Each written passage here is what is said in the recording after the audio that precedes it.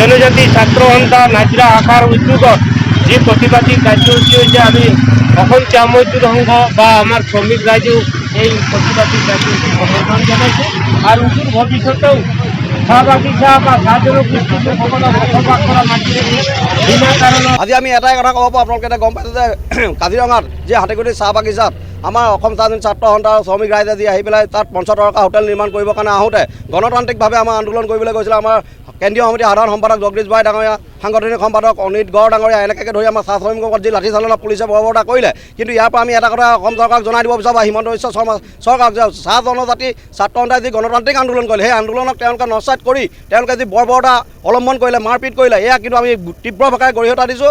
আৰু এটা কথা স্পষ্টকৈ আমি ক'ব বিচাৰোঁ যে অসম চৰকাৰে যিখিনি কৰিলে আজি চাহ শ্ৰমিক ৰাইজক আমি যেনেকৈ আছোঁ আমাক এটা মানে মাহীমাক চকৰা দৃষ্টিৰে আমাক চাই আহিছে, কিন্তু আজি আমি এক গোট হৈ পেলাই আমি এই প্ৰতিবাদ কৰি এটাই আমি ক'ব বিচাৰোঁ, যদি হাতীগুলি চাহ বাগিচা মাটি যদি 50 টকা হোটেল নিৰ্মাণ হয় অসমৰ গোটেই অসম যদি আমি আন্দোলন প্ৰতিবাদ কৰি ইয়াতকৈ জংগী আন্দোলন কৰিম বুলি আজি আমি প্ৰতিজ্ঞাবদ্ধ হৈছোঁ। আৰু এটা কথা ক'ব বিচাৰোঁ, যি শ্ৰমিক ৰাইজৰ ওপৰত বা চাহ জনগোষ্ঠীৰ ৰাইজৰ ওপৰত যিটো অত্যাচাৰ কৰিছে সেই অত্যাচাৰৰ ওপৰত কিন্তু এটা কথা আমি ক'ব বিচাৰিম যে অসম চৰকাৰে বিজেপি চৰকাৰে আজি ইয়াৰ পৰাই সকীয়াই দিছোঁ যে অনাগত দিনত কিন্তু বিজেপি চৰকাৰ যি হৈছে চাহ জনজাতি ছাত্ৰ সন্থাই কিন্তু প্ৰত্যুত্তৰ দিব। আৰু আমাৰ যি কেন্দ্ৰীয় সমিতিৰ সাধাৰণ সম্পাদকৰ ওপৰত যি বৰ্বৰতা কৰিলে তাৰ প্ৰতিবাদত আমি কিন্তু আজি কৰিছোঁ আৰু ইয়াৰ মাটি কিন্তু এৰি দিবলৈ আমি ইয়াৰ পৰাই জনাইছোঁ। চাহ জনজাতি ছাত্ৰ সন্থা এতিয়া ক্ষান্ত হৈ নাথাকে, কিন্তু বিজেপি চৰকাৰ হুঁচিয়াৰ হোৱাটো অত্যন্ত প্ৰয়োজন আছে এতিয়া। কিন্তু প্ৰয়োজন আমি তেজ দিম, কিন্তু আমি মাটি নিদিওঁ। আৰু চাহ জনজাতি ছাত্ৰ সন্থাৰ ওপৰত যি বৰ্বৰতা কৰিছে শ্ৰমিকৰ ওপৰত সেয়া কিন্তু আমি কেতিয়াও সহ্য কৰি নলওঁ। এই প্ৰতিবাদৰ যোগেদি এইটোৱে কৈছোঁ। নহয়, এইটো যোৱা 31 জুলাই তাৰিখে হাতীখুলি চাহ বাগিচাত যিটো আমাৰ চাহ শ্ৰমিকৰ ভোগ দখল কৰি থকা মাটিৰ ওপৰত চৰকাৰে অধিগ্ৰহণ কৰি যি 50 টকা হোটেল নিৰ্মাণ কৰিবলৈ যি ব্যৱস্থা কৰিছে সেয়া চাহ জনজাতি ছাত্ৰ সন্থা আৰু স্থানীয় হাতীগুলি চাহ বাগিচাৰ শ্ৰমিক ৰাইজে যি প্ৰতিবাদ জনাবলৈ গৈছিলে, চৰকাৰৰ এই কাৰ্যক বাধা দিবলৈ গৈছিলে, তাতে পুলিচ প্ৰশাসনে আৰ্চাৰ লিডাৰসকলৰ লগতে সাধাৰণ চাহ শ্ৰমিকসকলক যি বৰ্বৰতাৰে লাঠিচাৰ্জ বা অত্যাচাৰ কৰিলে সেই কথাত আমি তীব্ৰ ভাষাৰে গৰিহণা দিছোঁ। চৰকাৰে চাহ শ্ৰমিকৰ বহু কাম কৰি আছোঁ বুলি ঢাক ঢোল বজাইছে যদি আৰু আনহাতে চাহ শ্ৰমিকৰ ভোগ দখল কৰি থকা মাটিবিলাকো লুটপাট কৰাই আছে কিছুমান বণিক গোষ্ঠীৰ স্বাৰ্থত। সেইটো আমি চাহ শ্ৰমিকৰ স্বাৰ্থত যদি বিঘ্নি হ'ব লগা কাম কৰি আছে চৰকাৰে, সেইটোতো আমি বাধা দিমেই।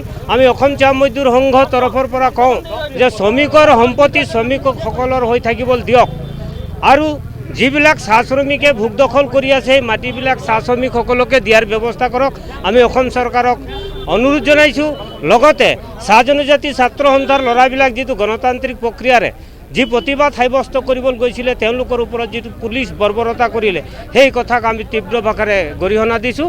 আৰু অসম চাহ মজদুৰ সংঘৰ তৰফৰ পৰা অসমৰ যিকোনো চাহ বাগিচা অদূষিত চাহ জনগোষ্ঠীৰ মাটি যদি কোনো পক্ষই অধিগ্ৰহণ কৰে অবৈধভাৱে, সেইটো কাৰ্যত আমি অসম চাহ মজদুৰ সংঘও আমি প্ৰতিবাদ জনাই আহিছোঁ আৰু আগলৈও আমি জনাই যাম।